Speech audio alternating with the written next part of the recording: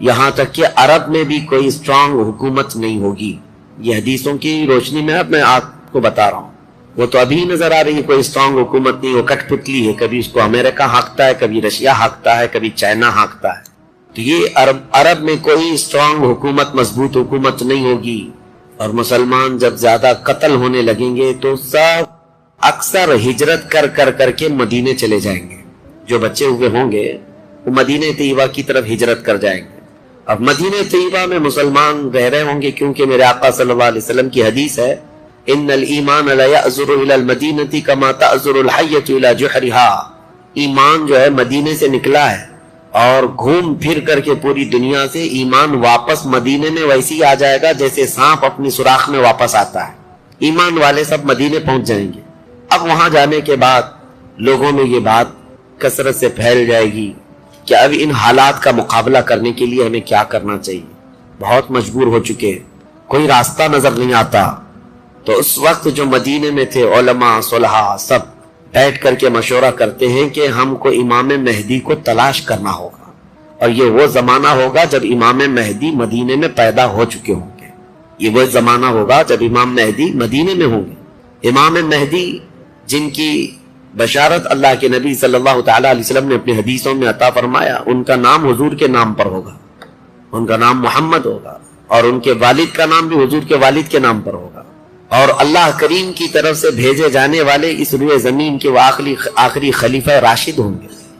مدینہ طیبہ میں وہ ہوں گے لیکن وہ اپنے آپ کو چھپا کر کے رہ رہے ہوں گے. اب لوگ جب انہیں تلاش کرنے ہوں گے, اس دوران کئی جھوٹے مہدی بھی تیار ہوں گے, کیونکہ امام مہدی کا چیپٹر سب نے پڑھا ہے. جھوٹے مہدی دعویٰ کریں گے لیکن مار کھائیں گے, مریں گے, جیلوں میں جائیں گے. یہ جھوٹے مہدیوں کا یہی ہوتا رہے گا. امام مہدی اپنے آپ کو چھپا رہے ہوں گے کہ کہیں لوگ مجھے پکڑ کر حاکم نہ بنا لے, امام نہ بنا لے. اب لوگ جب تلاش زیادہ کر دیتے ہیں تو پھر امام مہدی کو کچھ لوگ مدینہ طیبہ میں پہچاننے لگتے ہیں. تو امام مہدی مدینہ چھوڑ کر مکہ آ جاتے ہیں, مکہ ہجرت کر کے آ جاتے ہیں. اپنے آپ کو چھپا کر کے رہ رہے تھے مکہ مکرمہ میں. یہی رمضان کا موقع, وہ خانہ کعبہ کا طواف کر رہے ہوں گے, حجر اسود کے قریب لوگ. اچھا یہ بھی میں بتا دوں, جتنے دنیا میں ابدال, اقطاب, اولیاء ہوں گے وہ سب ہجرت کر کے اس وقت مکہ میں پہنچے ہوں گے. مکہ میں سارے اولیاء ہوں گے اس وقت, اور طواف کے دوران سب لوگ پہچان لیں گے امام مہدی کو اور ان کو پکڑ لیں گے, اور ان کا ہاتھ پکڑ کر سارے لوگ کہیں گے اب ہم آپ کے ہاتھ پر بیعت کرتے ہیں, آپ امام برحق ہیں اور آپ ہمارے حاکم ہو جائیں. امام مہدی منع کر رہے ہوتے ہیں. اسی وقت آسمان سے ایک آواز آتی ہے. اس آواز میں خاص یہ کہا جاتا ہے ھذا خلیفۃ اللہ المہدی, یہ اللہ کا خلیفہ مہدی ہے. اس آواز کو سن کر سب ٹوٹ پڑتے ہیں. امام مہدی سب کو بیعت کرتے ہیں, پھر واپس یہی قافلہ لے کر مدینے پہنچتے ہیں روضہ رسول پر. میرے آقا صلی اللہ تعالی علیہ وسلم کی بارگاہ میں جب پہنچتے ہیں تو اہل مدینہ بھی ان کے ہاتھ پر بیعت کرتے ہیں, اور ایک پوری فوج تیار ہوتی ہے. یہ انقلاب کا دور ہے. جتنی جنگیں ان کتوں نے کی تھی, جتنا ظلم رچایا تھا پوری دنیا, اب ریورس ہونے کا ٹائم آ جاتا ہے. حضرت امام مہدی اس فوج کو لے کر ملک شام کی طرف جاتے ہیں. حالات ملک شام کے ایسے ہو چکے ہوں گے کہ ملک شام میں عیسائیوں کی حکومت قائم ہو چکی ہوگی.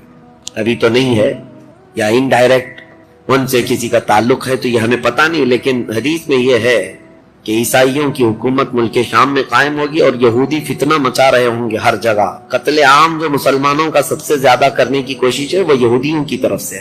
امام مہدی مکہ مکرمہ سے نکل کر ملک شام کی طرف جائیں گے, اور مسلمانوں کی جو قلت تھی, جو چھوٹی سی جماعت تھی, یہ جب نکل کر کے وہاں آئے گی ملک شام, بہت بڑی جنگ ہوگی جس کو ملحمۃ الکبریٰ کہا گیا ہے. امام مہدی کی قیادت میں یہ جنگ ہوگی. سارے کفار, عیسائی, یہودی سب مقابل میں آ جائیں گے. ان کی تعداد جو حدیث میں بتائی گئی ہے وہ 80 جھنڈوں کے نیچے آئیں گے, اور ہر جھنڈے کے نیچے 12,000 لوگ ہوں گے. اور یہ مسلمانوں کی نہیں ہے, یہ کفار و مشرکین کی. تقریباً یہ 9,60,000 کی تعداد بنتی ہے کفار و مشرکین کی. 9,60,000. مسلمانوں کی تعداد کتنی ہوگی یہ تو نہیں پتا. اس کے بعد जंग जब शुरू होती है, पहले दिन मुसलमानों का 1/3 हिस्सा मैदान छोड़कर भाग जाता है। जो कमजोर दिल थे वो चले जाए, और उनके मुतालिक कहा गया है कि ये ऐसे लोग होंगे जिनकी तौबा कभी ना कबूल होगी, और रूए जमीन के सबसे बदतरीन लोग होंगे। वो सबसे बदतरीन लोग होंगे जो मैदान छोड़कर भाग चुके होंगे। 1/3। दूसरे दिन 1/3 शहीद हो जाएंगे, कत्ल हो जाएंगे। तीसरे दिन अल्लाह ताला इस मोमिनीन की कलील जमात को फतह मुबीन अता फरमाएगा, और उसके बाद मुल्क शाम के सारे इंतजामात इमाम मेहदी के हाथ में होंगे। दिमश्क जब वो आएंगे, दिमश्क की जामा मस्जिद से इमाम मेहदी अपने इंतजामात और इंसरामात को संभालेंगे। फिर वहां से इमाम मेहदी उसी फौज को लेकर कुस्तुनतुनिया, जो मौजूदा इस्तांबुल है, उसको फतह करने के लिए निकलेंगे। उस वक्त वो भी ईसाइयों के हाथ में होगा। अब जब इमाम मेहदी यहाँ आएंगे, सिर्फ एक ही दिन में कुस्तुनतुनिया यानी इस्तांबुल फतह होगा, और उसकी भी कैफियत बताई गई है, मुसलमानों के सिर्फ नारे तकबीर से फतह होगा। सिर्फ इसलिए कि ऐसी हैबत तारी होगी उन कुफ्फार और मुशरिकीन के दिलों में। पूरा शहर फतह होगा। इमाम मेहदी ये शहर फतह करके वापस मुल्क शाम आएंगे, दिमश्क में आएंगे। अब ये वो वक्त होगा जब इमाम मेहदी मस्जिद से इंतजामात और इंसरामात संभाल रहे हैं, और कसीर जंगें उस वक्त भी होंगी, लेकिन हर जंग में अल्लाह ताला इमाम मेहदी को फतह अता फरमाएगा, हर जंग में। और यहूदी दसीसाकारी कर रहे होंगे, इमाम मेहदी को खत्म करने, कत्ल करने की बहुत कोशिशें कर रहे होंगे। फिर इमाम मेहदी इन यहूदियों से लड़ते रहेंगे। उस वक्त अल्लाह की बारगाह में इमाम मेहदी भी दुआ करते हैं कि मौला इन जालिमों से हमें नजात अता फरमा। और यहूदी भी जगह जगह इस बात से परेशान होंगे कि इमाम मेहदी ने इनका बेड़ा गर्क कर रखा है। जहां जाते हैं मुकाबले में ये शिकस्त खाते हैं, मर जाते हैं, और इनके मुकाबले में कोई आ नहीं पा रहा है। तो फिर ईरान के एक इलाके में ये यहूदी कसरत से दुआ में मशगूल होंगे। ये वो जमाना होगा जब इराक और शाम के बीच में दज्जाल जाहिर होगा। दज्जाल, जिसके मुतालिक हदीस पाक में तफसीलन बहुत सारी बातें आई हैं। दज्जाल आएगा, वो एक आंख से काना होगा, आंखें दोनों होंगी, एक आंख उसकी नजर आएगी, और उसकी आंख के किनारे काफिर लिखा हुआ होगा, जिसको मुसलमान देखकर पहचान लेंगे। और वो बड़ा भारी भरकम ताकतवर होगा, और अल्लाह ताला उसको बहुत सारे खारिक आदात चीजें अता करेगा। वो जाहिर होगा और सबसे पहले यहूदियों में आकर के ही बैत ले लेगा, यानी अपने आप को पहले रसूल बनाएगा।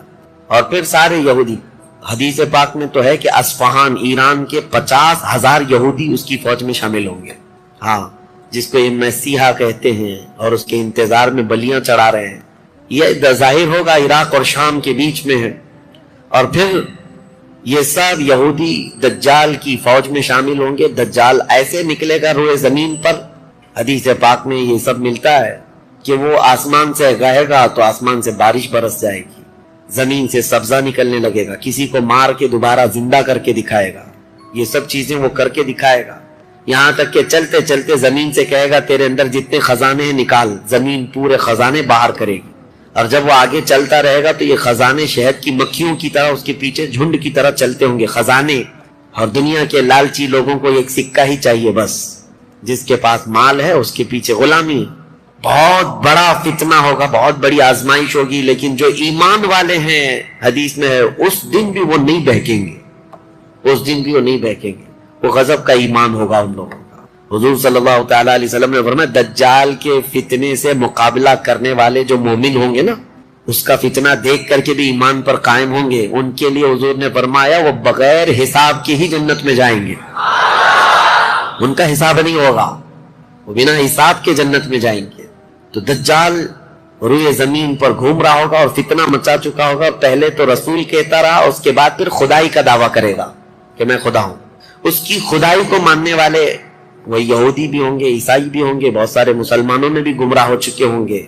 जिनका पहले से ईमान मजबूत नहीं था वो उसके पीछे चल पड़ेंगे। वो हजारों की तादाद में लोगों को काफिर बना चुका होगा।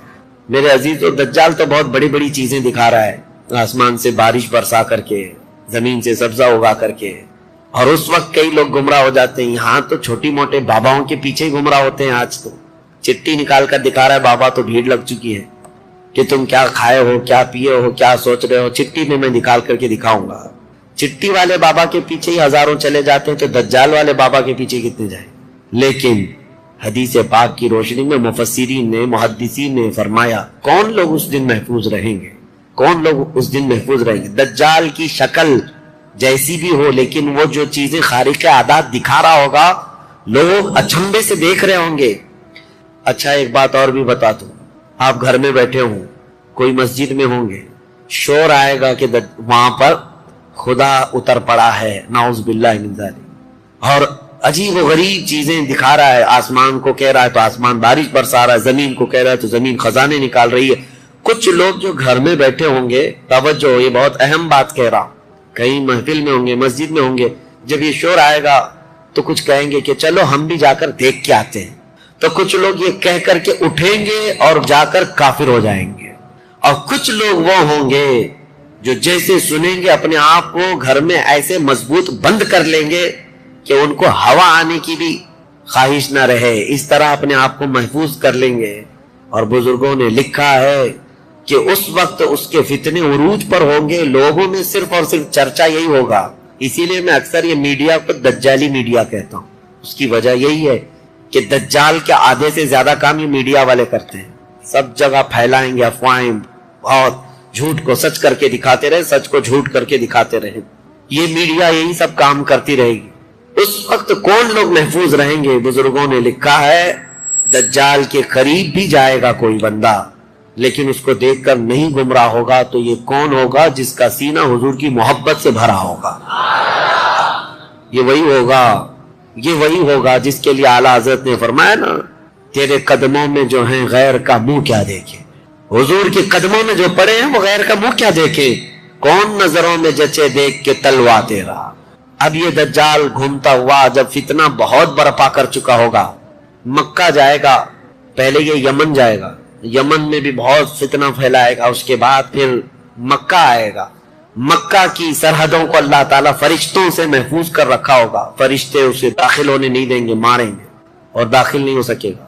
پھر مدینہ جائے گا، مدینہ طیبہ اپنی پوری فوج لے کر کے داخل ہونے کی، 2 شہروں کے علاوہ پوری دنیا کے ہر شہر گھومے گا، ہر شہر گھوم چکا ہوگا 2 شہروں کے علاوہ، مکہ مکرمہ، مدینہ طیبہ۔ مدینہ طیبہ کی سرحد پر آئے گا، وہاں پر بھی اللہ کے فرشتے پہرا دے رہے ہوں گے، میرے مصطفیٰ کا شہر ہے، دجال نہیں آ سکتا۔ لیکن اس کا شہرہ جب مدینے کے باہر بہت پھیل چکا ہوگا، مقام جرف ایک جگہ ہے، وہاں تک وہ پہنچ چکا ہوگا، جہاں آج بادشاہ نے ایک پیلس بنایا ہوا ہے، ان لوگوں نے ایک پیلس بنا کر رکھا ہے وادی جرف پہ، وہاں تک پہنچے گا تو مدینہ طیبہ کے ایک عالم وہ جائیں گے، اس سے مناظرہ کریں گے، ڈیبیٹ کریں گے، صرف مناظرے کے کرنے کی وجہ سے اس عالم دین کو وہ قتل کر دے گا، قتل کر کے اس کے بعد پھر ان کو دوبارہ زندہ کرے گا، اور اس کے بعد کہے گا کہ دیکھا میری طاقت۔ اس عالم دین کا کہنا ہوگا اب تو مجھے تیرے دجال ہونے پر اور زیادہ یقین ہو گیا، اس لیے کہ میں نے میرے مصطفیٰ سے سنا ہے، وہ مار کر کے دوبارہ زندہ کرے گا۔ اور اس عالم کا دوسرا چیلنج یہ ہوگا کہ میں نے اپنے حبیب سے ایک اور بات سنی ہے، اب کی بار اب تو مار کر کے دکھا۔ دوسری بار حدیث پاک میں ہے دوسری مرتبہ اس عالم کو قتل کرنے کی 1000 کوشش کرے گا لیکن مار نہیں سکے گا۔ وہ عالم ربانی بیان کریں گے، اللہ کے نبی صلی اللہ علیہ وسلم کی بیان کی ہوئی علامات یہی ہیں، ایک بار قتل کر کے اٹھائے گا لیکن دوبارہ وہ مار نہیں سکے گا۔ یہ فتنہ پھیلا ہوگا دجال کا، اور یہ گھومتے پھرتے ملک شام پہنچے گا جہاں امام مہدی ہوں گے۔ امام مہدی یہودیوں سے جنگ کرتے کرتے اور دجال کے فتنوں سے فیس کرتے کرتے وہاں پر ہوں گے، ملک شام میں، دمشق میں، دعا کر رہے ہوں گے اللہ ان کے فتنوں سے بچا۔ ایک عصر کی نماز ہوگی، جب امام مہدی نماز کے لیے جا رہے ہوں گے، 2 فرشتوں کے پروں پر ہاتھ رکھتے ہوئے سیدنا عیسیٰ علیہ السلام اتر جائیں گے۔ حضرت عیسیٰ علیہ السلام اب بھی باحیات ہیں آسمانوں پر، اللہ کریم ان کو اتارے گا، وہ آئیں گے۔ حضرت امام مہدی فوراً ہی حضرت عیسیٰ علیہ السلام کو پہچان لیں گے اور آپ کا ہاتھ پکڑ کر کے وہ لائیں گے، اور امامت کے لیے جب وہ آگے بڑھائیں تو عیسیٰ علیہ السلام نماز نہیں پڑھاتے، امام مہدی سے کہتے ہیں امام آپ ہی ہوں گے، حاکم آپ ہی ہوں گے، منتظم آپ ہی ہوں گے۔ اب عیسیٰ علیہ السلام یہ بیان فرمائیں گے میں تو صرف اور صرف دجال کے قتل کے لیے آیا ہوں. اس کے بعد امام مہدی نماز سے فارغ ہو کر اللہ کا شکر بجا لائیں گے. پھر یہ عیسیٰ علیہ السلام کی معیت میں جیسی باہر نکلیں گے، حدیث پاک میں ہے عیسیٰ علیہ السلام کی سانس یا ان کی خوشبو جہاں تک جائے گی دجال اتنا تیز پگھلتا چلا جائے گا، قریب نہیں آ پائے گا. اب وہ ادھر ادھر بھاگا بھاگا پھر رہا ہوگا عیسیٰ علیہ السلام کے خوف سے. عیسیٰ علیہ السلام جس وقت آئیں گے وہ سنہرا دور حدیث پاک میں ہے. اب عیسیٰ علیہ السلام صلیب کو توڑ دیں گے کہ عقیدہ ختم کرو، خنزیر کو ماریں گے، جزیہ ختم کریں گے. اور اس کے بعد عیسیٰ علیہ السلام اس ملعون دجال کو بھگاتے بھگاتے مقام لد پر لے جائیں گے جو آج اسرائیل میں ہے، وہاں تک لے کر جائیں گے. مقام لد پر عیسیٰ علیہ السلام اس کو اپنے تیر سے ماریں گے، ختم ہو چکا ہوگا. دجال کے جتنے ہمراہی تھے ان کو بھی عیسیٰ علیہ السلام ختم کر دیں گے. اب جب واپس عیسیٰ علیہ السلام دمشق پہنچیں گے ملک شام تو حدیث پاک میں پوری روئے زمین پر ایک بھی کافر نہیں ہوگا، جو ہوگا وہ مسلمان ہوگا. یہ وہ وقت ہے جس کا وعدہ اللہ نے قرآن میں فرمایا هو الذی ارسل رسولہ بالہدی ودین الحق لیظہرہ علی الدین کلہ. وہی اللہ ہے جس نے اپنے رسول کو ہدایت کے ساتھ بھیجا ہے تاکہ اپنے دین کو ساری دنیا پر غالب کرے. اب تک یہ دین پوری دنیا پر نہیں غالب آیا، لیکن وہ دن ہوگا جب عیسیٰ علیہ السلام تشریف لائیں گے روئے زمین پر. اسی لیے میں کہتا ہوں وہ دن آئے گا جب ہر گھر سے آواز آئے گی لبیک یا رسول اللہ. وہ دن آئے گا، وہ وقت آئے گا. صبر کے بعد، ہر اندھیرے کے بعد صبح ہونا ہے، رات کے بعد اجالا آنا ہے. ہاں آج جو حالات ہیں انشاءاللہ العزیز کچھ دیر کی خاموشی ہے، پھر شور آئے گا. آج کتوں کا وقت ہے، کل ہمارا دور آئے گا انشاءاللہ العزیز. میرے عزیزو، سیدنا عیسیٰ علیہ السلام جب اسے قتل کر چکے ہوں گے اور پھر روئے زمین پر صرف پرچم اسلام لہرا رہا ہوگا. امام مہدی کی عمر 49 سال یا 50 سال کے آس پاس ہوگی. وہ بیت المقدس میں انتقال کر چکے ہوں گے. آپ کی جنازہ کی نماز عیسیٰ علیہ السلام پڑھائیں گے، وہیں دفن ہوں گے. پھر عیسیٰ علیہ السلام مومنین کو لے کر مدینہ طیبہ کا رخ کریں گے. جب نبی پاک صلی اللہ علیہ وسلم کے روضے کے پاس عیسیٰ علیہ السلام آئیں گے، عیسیٰ علیہ السلام نکاح بھی فرمائیں گے، آپ کی اولاد بھی ہوں گی، لیکن مدینہ طیبہ میں آپ کا انتقال ہوگا اور میرے آقا کے حجرے میں دفن ہوں گے. حضور صلی اللہ علیہ وسلم کا حجرہ روضہ مبارکہ، اس میں ایک جگہ عیسیٰ علیہ السلام کی باقی ہے. سیدنا عیسیٰ علیہ السلام وہاں دفن ہوں گے. لیکن ایک بات میں آپ کو بتا دوں، عیسیٰ علیہ السلام اس وقت بھی نبی ہی رہیں گے. ان کا جو منصب نبوت ہے وہ ہے، لیکن شریعت ان کی نہیں چلے گی، میرے مصطفیٰ کی ہوگی. شریعت صرف میرے مصطفیٰ کی ہوگی. اس لیے کہ جس دن میرے آقا پیدا ہوئے اس دن سے لے کر قیامت تک صرف ایک ہی سکہ چلنا ہے. آئی نئی حکومت، سکہ نیا چلے گا. عالم میں رنگ بدلا صبح شب ولادت. عیسیٰ علیہ السلام کے انتقال کے بعد اب کیا ہوگا؟ آپ دفن ہو چکے ہوں گے، قیامت قریب آ چکی ہوگی. اب اس کے بعد معاملہ یہ ہوگا کہ اللہ تبارک و تعالی قوم یاجوج ماجوج کو پیدا کرے گا. ہاں اس میں بیچ میں ایک روایت یہ بھی ہے کہ عیسیٰ علیہ السلام کو اللہ تبارک و تعالی حکم فرمائے گا کہ میں ایک ایسی قوم بھیج رہا ہوں جو دنیا میں فساد مچائے گی. جو مومنین ہیں ان کو لے کر کوہ طور پر چلے جائیں. عیسیٰ علیہ السلام کوہ طور کی طرف مومنین کو لے کر جائیں گے، لیکن اس وقت زمین پر یاجوج ماجوج ایک قوم ہے. یہ دو لوگ نہیں ہیں. بہت سارے لوگوں کے ذہن میں ایسی بات آتی یاجوج ماجوج 2 آدمی ہوں گے. 2 آدمی نہیں، یہ بہت بڑی فوج ہے، بہت بڑی فوج ہے. اور یہ ابھی موجود ہے. یافس بن نوح کی اولاد میں سے یہ ایک جزیرے میں قید ہے. وہ واللہ عالم، لیکن قرآن میں 16ویں پارے میں اس کا ذکر ہے کہ حضرت سکندر ذوالقرنین نے ایک لوہے کی پگھلا کر کے پہاڑوں کے بیچ دیوار بنا کر ان کو قید کر رکھا. یہ قوم آ نہیں سکتی. لیکن قیامت کے قریب وہ سد سکندری جو باندھی ہوئی دیوار ہے وہ ٹوٹ کر گر جائے گی. یاجوج ماجوج پورے باہر نکل آئیں گے، اور جیسے آئیں گے وہ جس ندی کے کنارے سے گزریں گے پورا پانی پی جائیں گے. وہ جو درخت ملے جو کچھ بھی ہو سب کھا جائیں گے، کچھ بھی نہیں. یہاں تک کہ یہ وہ زمانہ ہوگا حضرت عیسیٰ علیہ السلام ابھی موجود ہوں گے، ان کے انتقال سے پہلے ہی یہ یاجوج ماجوج آئے. ایک بیل کا سر جو ہے 100 دینار میں مل رہا ہے، 100 سونے کے سکے، اور اس کو بھی لوگ غنیمت سمجھیں گے. اتنی مہنگائی کوئی چیز ہی نہیں مل رہی ہوگی، سب یہ کھا کر چٹ کر چکے ہوں گے. پھر عیسیٰ علیہ السلام کی دعا سے ہی اللہ کے نبی عیسیٰ علیہ السلام یہ عرض کریں گے مولا اس ظالم یاجوج ماجوج سے ہمیں نجات عطا کر. اللہ تبارک و تعالیٰ ایک بیماری ان کی گردن میں پیدا کرے گا، وائرس آئے گا ان کو بھی، یاجوج ماجوج کو. اور اللہ عالم اس وقت کا کون سا کورونا ہوگا، کون سا آئے گا، لیکن اس وائرس سے ایک ہی دن میں وہ پوری فوج مر جائے گی، اور مرنے کی وجہ سے پوری روئے زمین پر اتنی بدبو پھیل جائے گی، تعفن، اٹھانے والا کوئی نہیں ہے ان کی لاشیں. تو پھر یہ بھی ملتا ہے روایت میں کہ اللہ تعالیٰ لمبی بڑی گردنوں والے پرندے بھیجے گا، وہ پرندے ان کی لاشیں اٹھا اٹھا کر کے جنگلوں کی طرف چلے جائیں گے. پھر اللہ تعالیٰ بارش برسائے گا، اتنی تیز بارش برسے گی کہ پوری زمین پاک ہو چکی ہوگی. یاجوج ماجوج کا فتنہ ختم ہوگا، عیسیٰ علیہ السلام کا انتقال ہوگا. پھر اچانک ایک جانور باہر آئے گا جس کو دابۃ الارض کہا گیا ہے.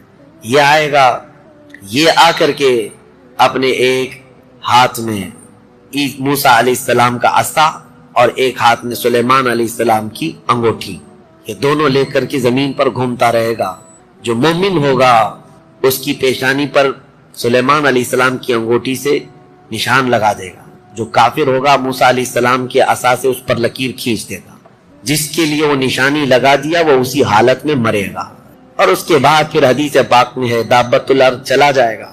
پھر ہوگا یہ کہ ایک دن لوگ تھک کر کے سوئے ہوں گے، دھواں دھواں نظر آتا رہے گا، ہر جگہ دھواں دھواں، لوگ پریشان ہوں گے. اور اس کے بعد سوئیں گے تو رات اتنی لمبی ہوگی کہ لوگ اکتا جائیں گے، سو کر اٹھیں گے پھر سوئیں گے، سو کر اٹھیں گے پھر سوئیں گے. بچے جو ہے چیخ مارتے رہیں گے، اور پھر جانور اپنی کھیتیوں کی طرف بھاگنے کے لیے بے قرار ہوں گے. لیکن رات لمبی ہوگی، 3 راتوں کے برابر ایک رات ہوگی، 3 بڑی راتوں کے برابر ایک رات کٹتی نہیں ہوگی.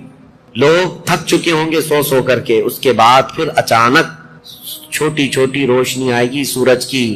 لوگ چیخ مارتے ہوئے خوشیوں سے باہر آ جائیں گے کہ اجالا آ گیا. پہلے تو لوگوں کو یہ لگ رہا تھا کہ اب اندھیرا ہے، اب سورج آئے گا ہی نہیں.